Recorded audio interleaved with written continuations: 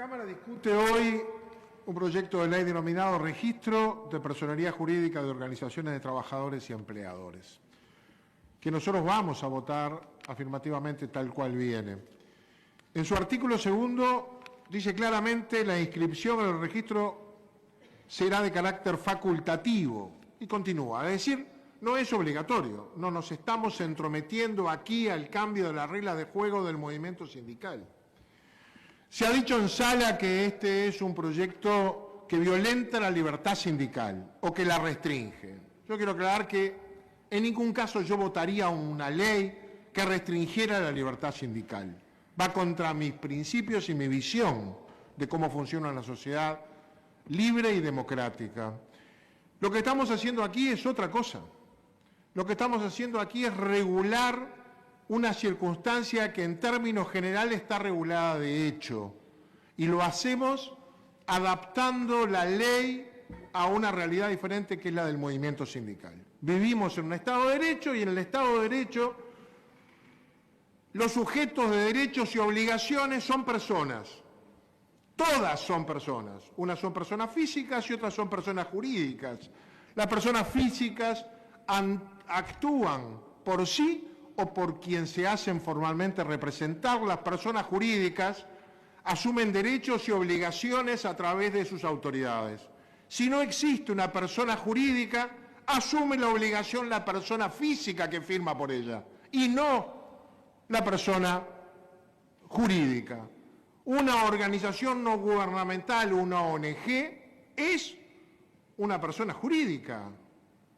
Si no, no puede ni siquiera aceptar una donación. Para aceptar una donación de un bien mueble, de un bien inmueble, de un servicio que presta a los demás, si hablamos de una ONG de servicio social, tiene que hacerse representar en la firma de las obligaciones del contrato por aquellas autoridades que están registradas en su personería jurídica. ¿Dónde? En el Ministerio de Educación y Cultura. Si no, no existen. ¿Qué es lo que hace este proyecto de ley? Primero, establece un registro para que empleadores y trabajadores tengan una modalidad de organización de su personería jurídica adaptada a su realidad, porque si no van directamente al Ministerio de Educación y Cultura. Y se ha dicho que eso pone requisitos que le complica la vida, por ejemplo, al PIT-CNT. Bueno, acá, con mucho diálogo con las organizaciones sindicales, el Ministerio de Trabajo nos trae una modalidad sencilla, que además en su artículo tercero, ¿qué es lo que nos dice? Nos dice que todas las organizaciones sindicales que ya tienen personalidad jurídica tramitada ante el Ministerio de Educación y Cultura, lo que tienen que hacer es traer ese papel y ponerlo en el registro y punto, queda. No hay ningún trámite burocrático de impedimento de la actividad sindical, tienen que traer el papelito y lo ponen en este registro y punto. No se le complica la vida a nadie. Pero ¿qué pasa si la organización sindical, laboral o cualquier otra no tiene persona jurídica, no tiene personalidad jurídica? Pues no puede asumir ni derechos ni obligaciones. Supongamos que hay un sindicato o hay una organización de sindicatos que contrae una obligación. Si no tiene personería jurídica, ¿quién se hace cargo y responsable? ¿La presidenta, que es escribana? Me lo podrá decir. O no tiene quien firme por ella, o el que firmó por ella se hace responsable penalmente, y luego, si es sujeto de un incumplimiento, será quien soporte el juicio sobre su persona o sus bienes. Pongámoslo al revés. Una organización que no tiene personalidad jurídica recibe dinero. ¿Quién lo recibe? ¿En qué cuenta se pone?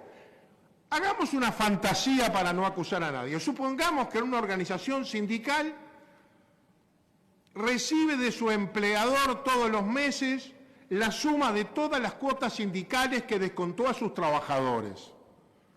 ¿En qué cuenta lo deposita?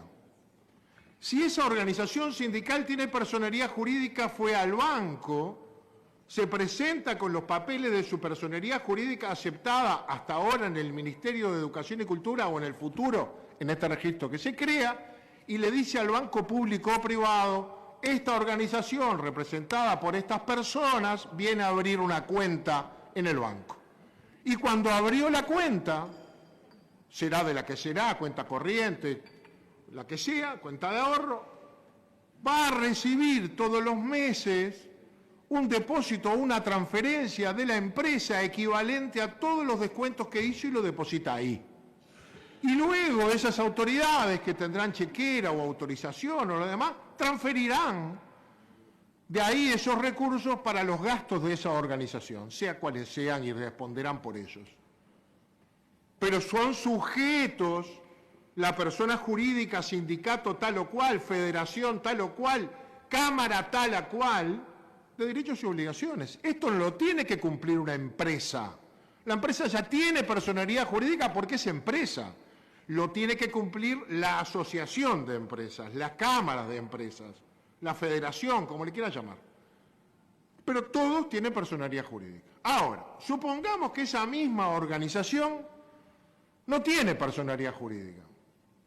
¿Dónde le deposita el empleador el dinero que descontó en ese mes de marzo a los 10, 20, 200, 500 o 2.000 trabajadores de la plantilla que autorizaron se le descontara? ¿Dónde lo deposita?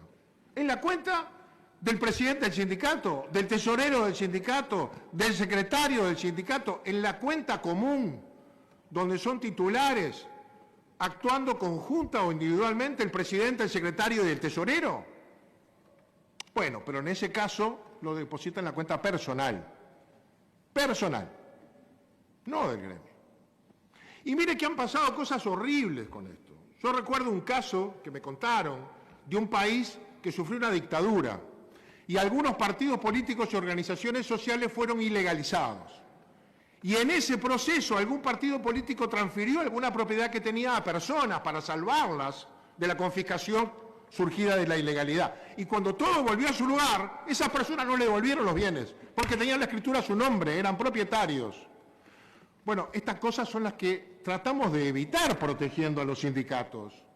Es decir, si el 90% de los sindicatos, se dice acá, yo no sé dónde sale ese porcentaje, pero supongamos que es así, si el 90% de los sindicatos hoy tienen personalidad jurídica tramitada ante el Ministerio de Educación y Cultura como cualquier organización, ¿cuál es el drama de que el otro 10% tenga un mecanismo para hacer su personalidad jurídica que si no la quiere hacer no lo hace? Claro, no podrá a partir de esto depositar más el descuento de la cuota sindical en la cuenta personal del presidente, del secretario, del tesorero o vaya a saber de quién. Eso sí no lo va a poder hacer más. Eso es lo que cambia. Eso es lo que regulamos, eso es lo que estamos aquí estableciendo como norma.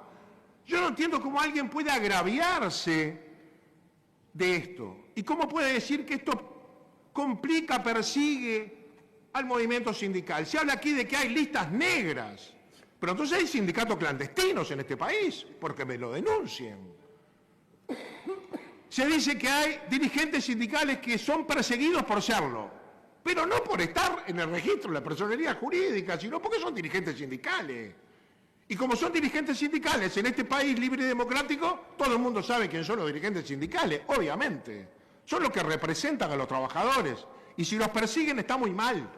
Pero no los van a perseguir porque el artículo 3º de esta ley, o no sé cuál, diga que es un registro público, como lo es el de todas las ONG que defienden niños, pobres, ancianos, enfermos, o se disponen a la educación o a la tarea que sea, que están registradas en el Ministerio de Educación y Cultura. Y tienen que registrar ¿qué cosa? El nombre, el apellido, la cédula y la dirección del presidente, del secretario y eventualmente de alguno más, que es la autoridad que responde por esa organización. Y es público, sí, claro que es público. Y si alguien le va a donar algo a esa ONG, puede acceder al registro a ver si el que vino a firmar es el que merece del otro lado firmar el mismo documento. Por eso es público. ¿Cuál es el agravio de que esto funcione así en este país? Pues es tan natural, tan obvio, tan lógico, pero además ya funciona para el 90% de los sindicatos. Es más, yo creo que van a tener que adaptarse bastante más las organizaciones patronales que las sindicales, porque no debe tener ninguna, o casi ninguna. Ahora, de ahora en adelante, todo aquel que asuma obligaciones o asuma derechos o reciba dineros de los trabajadores o de otro origen, obviamente legal, tendrá la seguridad y la transparencia que él mismo pertenecerá a la organización y no a las personas físicas que se colocan en ese lugar porque como no tienen personería jurídica, alguien le pone la cara, para bien o para mal. En la enorme mayoría de los casos haciendo las cosas bien, honradamente, pero debidos ha habido.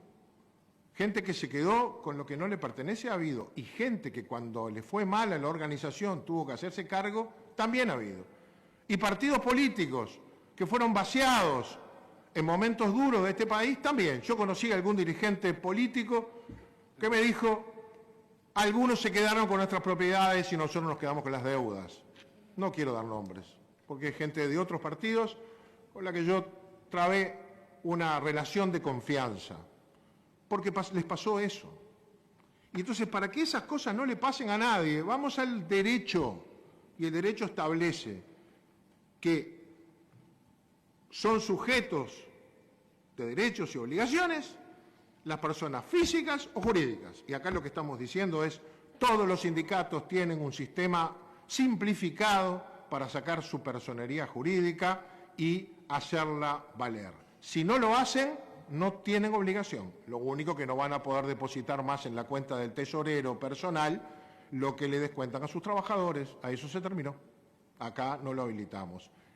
Sacan la personería, van al banco, abren cuenta del sindicato y esas y otras ingresos que pudieran tener van a la cuenta del sindicato. Muchísimas gracias, señor.